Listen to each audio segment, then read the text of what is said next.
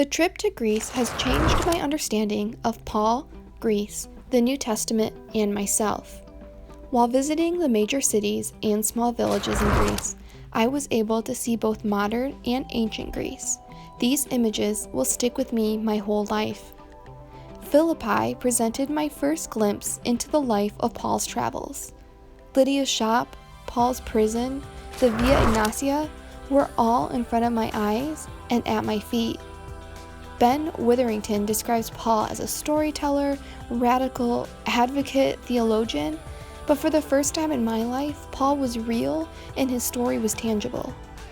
I saw his life through the ruins before me. Kavala, or Neapolis, continued the narrative and provided a stunning backdrop to the stories of Acts I had read before. Stagira was striking in its beauty and opened my eyes to the story of Aristotle in a way I had never understood before. This trip was transforming head knowledge into heart knowledge as the country came to life around me. The stories in my head that were once black and white are now bursting with color as shades of green and blue surrounded me. Thessaloniki was a beautiful mix of major city and beautiful views, but what was more overwhelming was the signs of faith in the church and in the city. The cross built into the city wall and the gorgeous art and attention to detail in the church was humbling. Do I put as much effort into the signs of faith in my life as these people put into their architecture?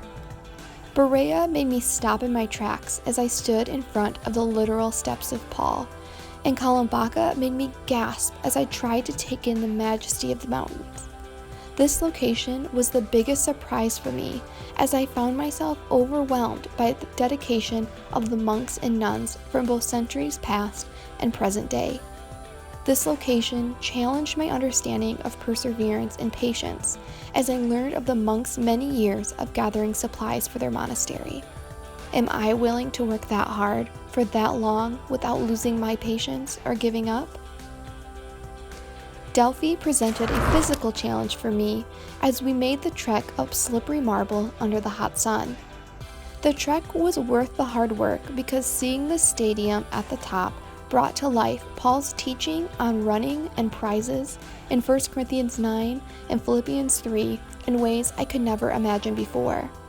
Not only could I see with my eyes the track before me, but I could feel in my body a glimpse of the hard work and perseverance Paul was referring to. The museum in Delphi was also eye-opening because of the historical significance of the letter from Emperor Claudius to the proconsul of Achaia. History and faith are now one. Nafplio was the perfect area of rest and refreshment as I took in the beauty of the area. Mycene was an area that baffled my understanding of architecture and attention to detail. Lionsgate was a beautiful sight to see.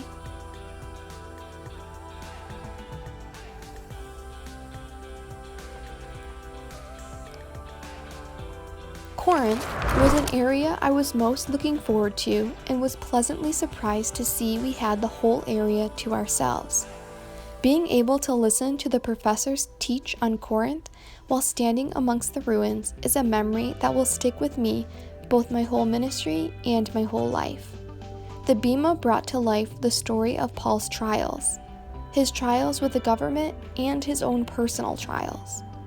And the museum gave me a glimpse into the everyday life of the citizens who lived there.